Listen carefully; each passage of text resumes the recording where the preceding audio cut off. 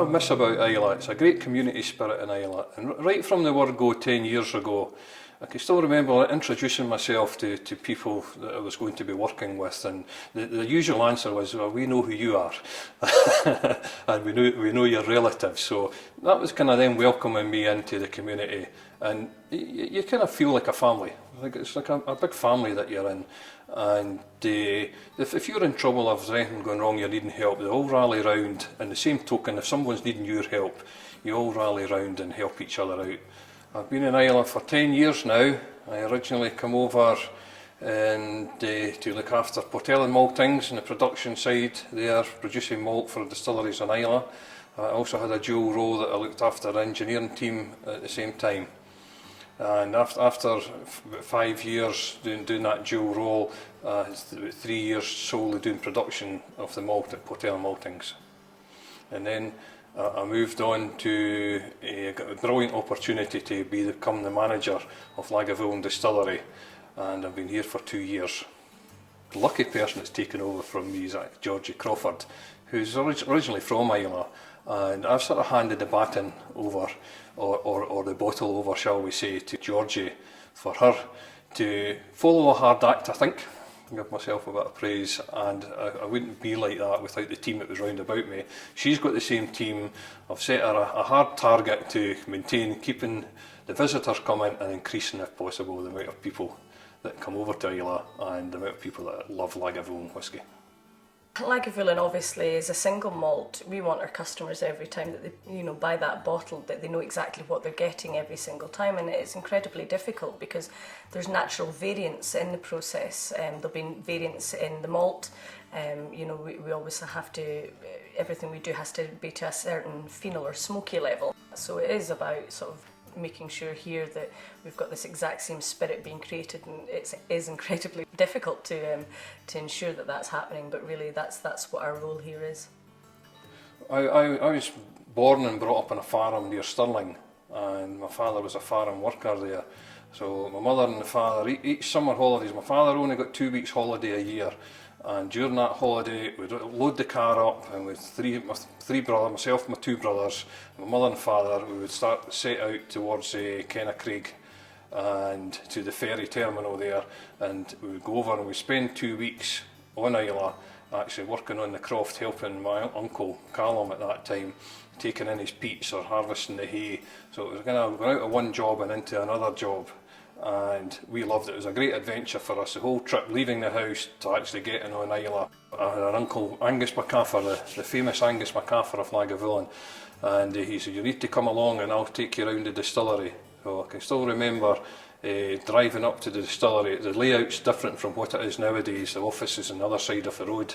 I can remember going in the office, and at that time the manager had on his shelf jars of new make spirit, and I can still remember looking up at the jars, and I remember a snake in one and a lizard in another one, so these were preserved in the new make spirit, and that was on display in the manager's office.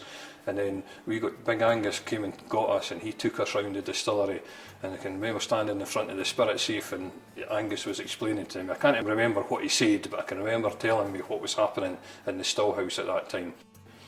For me, starting off at the Portel and Maltings, producing malt, we've supplied not just Lagavulin, but we've supplied other distilleries on Islay. It's kind of understated the real importance of Portel and Maltings for producing malt for whiskies that now are famous throughout the world, and I feel really proud to be part of producing that malt that is most of the Islay distilleries in their whisky. But Lagavulin especially, when you walk into a distillery and you just know right away whether everything's okay or everything's not okay, and you have a special feeling. Taking into account that I had been there as a small child, everything just feels right about Lagavulin. When I was at Talisker and people would say to me, what's your favourite whisky? I would say, my favourite Talisker or my favourite whisky. Because, I knew what my favourite Talisker was, and Talisker was definitely in my top 5. But Lagavulin was always my favourite whisky. And I think if they'd said to me, a year ago, what would your choice of distilleries been? Out of everything in Diageo, I would have said Lagavulin, because for me it is, it's the peak, it's the top of all of Diageo's distilleries, and growing up here, for me, and listening to the way people talked about different whiskies, and picking that up through my life, also sort of working in the off trade, it was, that Lagavulin was really the king of the Islay whiskies as well. And I mean, I certainly feel that about the character of it. I don't think there's a character of another whisky like it at all. I think it's quite standalone, and when you taste a Lagavulin, you know it's a Lagavulin, whereas maybe some other whiskies you might taste, you might, oh, it could be this or that. You don't really have that with Lagavulin. It's really quite independent and unique. So. Well, we can trace our roots back. My father actually took a trip into Inverary jail just to look back the old logs there, because he had heard this story on Islay that one of our distant relatives had actually he'd been put in the prison in Inverary because he had the last illicit still on Islay that the Customs and Excise knew about. So the Customs and Excise could never find out where this still was, and my sort of distant relative, he knew where it was. It was on the Crawford, but he wouldn't tell the Customs where it was. So he actually got locked up for 30 days. So, and he got locked up, everybody kind of rallied round. So there's an entry in the book in Inverary jail where that was, and that was in 1830. So as far back as then, so our relatives are on the Crawford way back then. So all his work got done in the Crawford when he was away, and he come back a bit of a hero at that time for not letting on to the Customs and Excise where it was, where the actual illicit still was.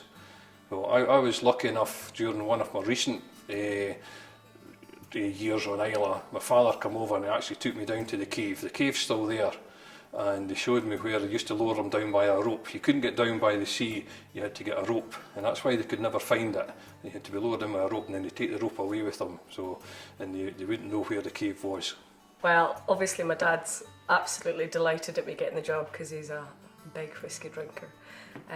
He likes Lagavulin, but he's actually a blends drinker, and he's always been a big fan of White Horse ever since he came to Islay himself. When we moved here when I was 3, and my dad took on a pub down in Portellen, my mum and dad came over to run it, and White Horse was all you saw in the gantry. And I think that's when his passion for drinking White Horse started. So he's quite delighted now, and he was actually on the phone the day I sort of announced I was coming straight away, saying, "Do you think I can go up there and get a bottle out of the staff shop?"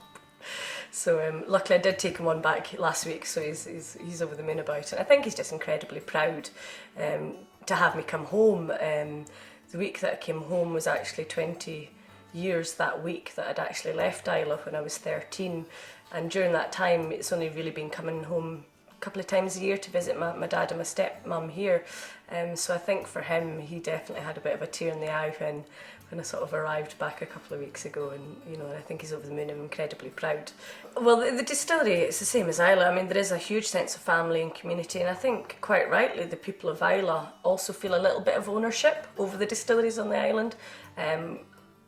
Just because of the history, and everyone on Islay will have some story or some connection to the distillery. I mean, so it's always felt to me like it was home. We've always had these great connections to it, and although I left, I was only 10 years living here and 20 years away, it'll always be my home, and it always has been my home. And there's always been these huge connections and big extended family that lived here on the island.